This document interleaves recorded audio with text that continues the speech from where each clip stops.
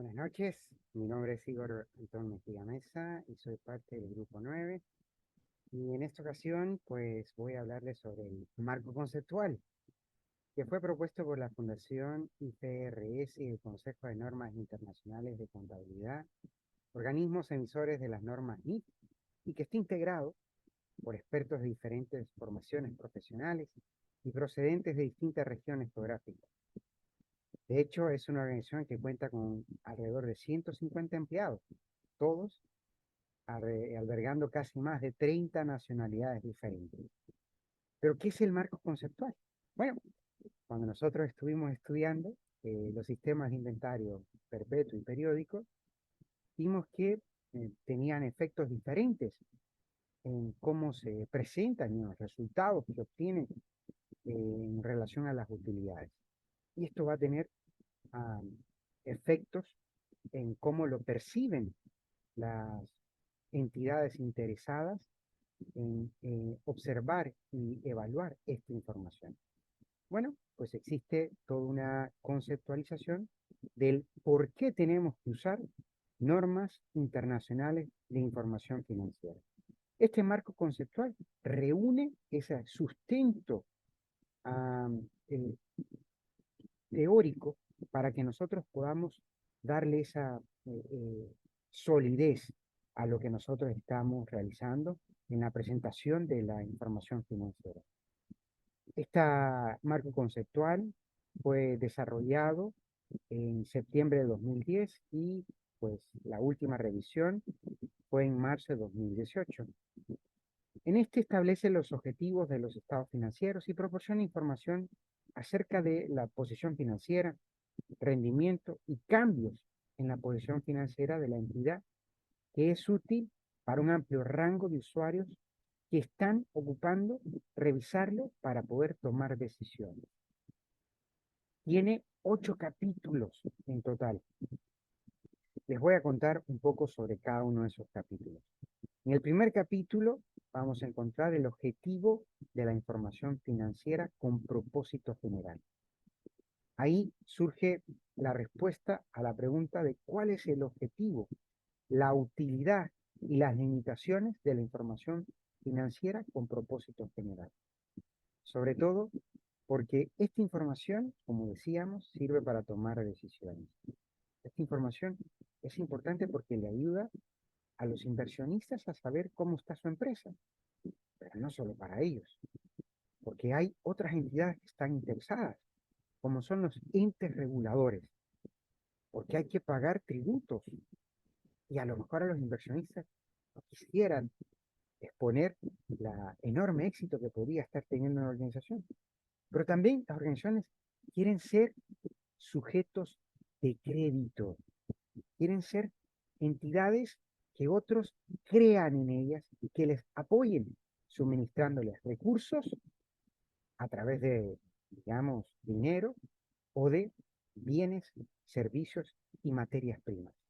Por ende, todo esto es tratado como el objetivo que tiene la información financiera, para que todos puedan tener claridad, transparencia y certeza.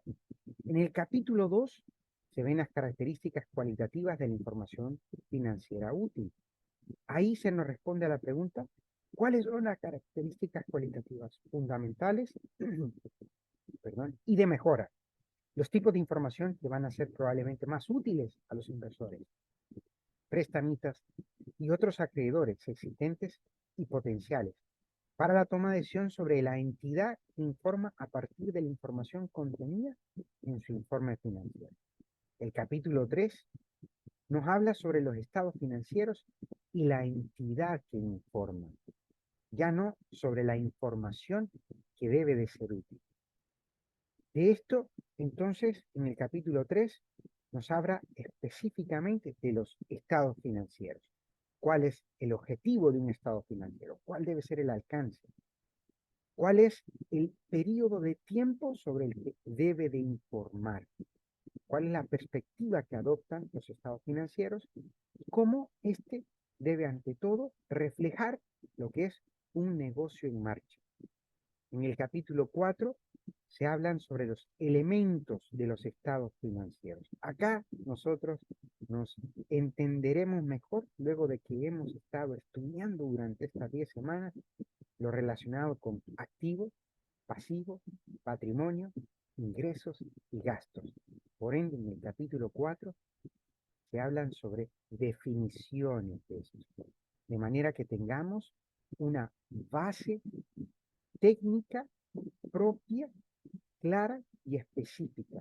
Y así, activo, lo entendamos de forma transversal, no importa el país o el origen que tengamos. Todos entendamos lo mismo en relación a lo que implica cada uno de estos elementos que componen un estado financiero.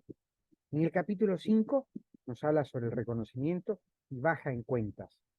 Es el proceso de captar para su inclusión el estado de la situación financiera o los estados del rendimiento financiero.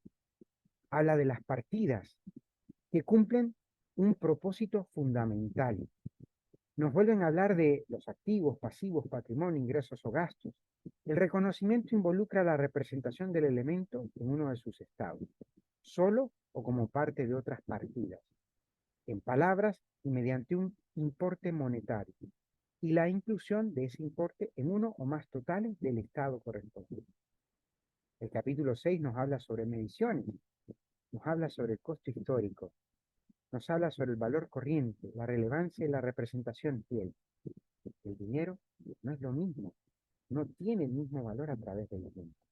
Por ende, tenemos que tener ciertas precauciones al respecto de cómo representamos y medimos el éxito o funcionamiento de una organización en algo que parece que no es inmutable. El dinero varía con el tiempo. El capítulo 7 nos habla sobre la presentación e información a revelar, y finalmente el capítulo 8 habla sobre conceptos de capital y de mantenimiento de capital. En resumen, este marco conceptual busca cimentar 3 ejes fundamentales sobre lo que es y representa la eficacia de la normativa de la información financiera. Este marco conceptual busca ante todo que nosotros sepamos que las normas internacionales de información financiera buscan la transparencia, la rendición de cuentas y la eficiencia. La transparencia para que no importa quién tenga que evaluar esos estados financieros, represente para todos la misma información, una sola interpretación, una sola visión. Que también sepamos que a través de este hay que rendir cuentas. Por eso, este sistema hace universal los principios contables. No importa que nosotros lo presentemos en Honduras, que lo evalúen en Estados Unidos o que el inversionista sea de China. Todos saben que al estar cumpliendo esta normativa, estamos utilizando los mismos criterios para representar una misma perspectiva. Y sobre todo la eficiencia, porque se vuelve un único idioma contable. Bueno, hasta aquí mi participación en relación a este tema. Saludos. Buen día, mi nombre es Scarlett Moreno y a continuación les hablaré y les explicaré un poco acerca de la Norma Internacional de Información Financiera 1, abreviada como NIF 1 y también conocida como Adopción por primera vez de las Normas Internacionales de Información Financiera. Dichas normas establecen los lineamientos para la presentación de los estados financieros de una entidad cuando adopta por primera vez dichas normas. El objetivo de la NIF 1, adopción por primera vez de las normas internacionales de información financiera, es garantizar que los primeros estados financieros de una entidad, así como los informes financieros intermedios para una parte del periodo cubierto, contengan información de alta calidad, cumpliendo con los siguientes criterios. Número 1, que la información sea transparente para los usuarios y comparable para todos los periodos que presenten. Esto quiere decir que la información financiera debe ser transparente, lo que significa que debe ser clara, comprensible y presentada de una manera en que los usuarios puedan entenderla fácilmente. Además, la información debe ser comparable a lo largo de todos los periodos en que se presente, lo que permite a los usuarios identificar y analizar cambios y tendencias en el desempeño financiero de la entidad a lo largo del tiempo. Número 2, que se suministre un punto de partida adecuado para la contabilización según las normas internacionales de información financiera NIF. Los primeros estados financieros bajo las NIF deben proporcionar un punto de partida sólido para la contabilización posterior de la entidad. Esto implica que los saldos iniciales de los activos, pasivos, patrimonio, ingresos y gastos deben ajustarse de manera adecuada para reflejar las políticas contables de las NIF, asegurando así la consistencia y la exactitud de la información financiera. Y número 3, que pueda ser obtenida a un costo que no exceda sus beneficios. La obtención de la información financiera bajo las NIF no debe generar un costo excesivo en relación a sus beneficios obtenidos. Esto implica que la entidad debe evaluar y considerar el equilibrio entre los costos de implementar y proporcionar la información requerida y los beneficios obtenidos al cumplir con los estándares contables internacionales. Muy buenas tardes, licenciada y compañeros. Mi nombre es Angie, soy del grupo número 9 y mi grupo decidimos hablarles de las NIF 1, que esto significa Normas Internacionales de Información Financiera. En mi caso, yo les voy a platicar de cómo se aplicarían, en qué caso y cuáles empresas son las que están obligadas a aplicar el NIF 1. Ahora, ¿cómo se aplica? El NIF 1 será aplicable tanto a los primeros estados financieros en los que se aplican las NIF como a los estados intermedios en los que, en caso de que los hubiera. O sea, siempre y cuando cumplan con todas las normas, requerimientos serán aplicadas. Ahora, ¿qué empresas son las que están obligadas a aplicar las NIF completas?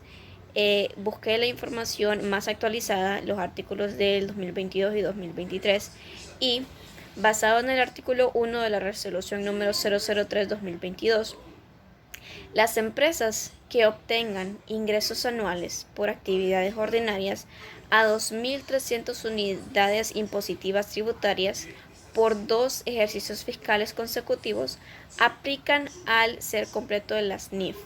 ¿Qué significa esto? Que porque dice que tiene que ser completas, es porque tiene que aplicarlo tanto el NIF 1 como el NIF 2, por eso dice que son completas. Y las empresas que cumplan con ese requisito, que tengan ingresos a 2.300 unidades, son las empresas que están obligadas a hacer este desarrollo completo. Por ende, pues las que no cumplan con esos requisitos, las empresas que no tengan ingresos de 2.300 unidades impositivas tributarias, esas empresas no tendrían que aplicar las NIF completas, tendrían que aplicarlo normalmente, como en el caso de la NIF 1, que será aplicable en los primeros estados financieros, así como en el intermedio. Muchísimas gracias. Buenas tardes, mi nombre es Ruth Abigail Rivera Gómez. Yo les voy a hablar sobre el NIC 1, que sus siglas significan Norma Internacional de Contabilidad 1. Esta norma establece las bases para la presentación de los estados financieros de propósito general para asegurar que los mismos sean comparables, tanto como los estados financieros de la misma entidad correspondientes a periodos anteriores, como con los de otras entidades. Esta norma establece requerimientos generales para la presentación de los estados financieros como guías para determinar su estructura y requisitos mínimos sobre su contenido. Una entidad aplicará solamente al preparar y presentar estados financieros de propósito de información general conforme a las normas. Como que se establecen requerimientos de conocimiento, medición e información a revelar para transacciones y otros sucesos.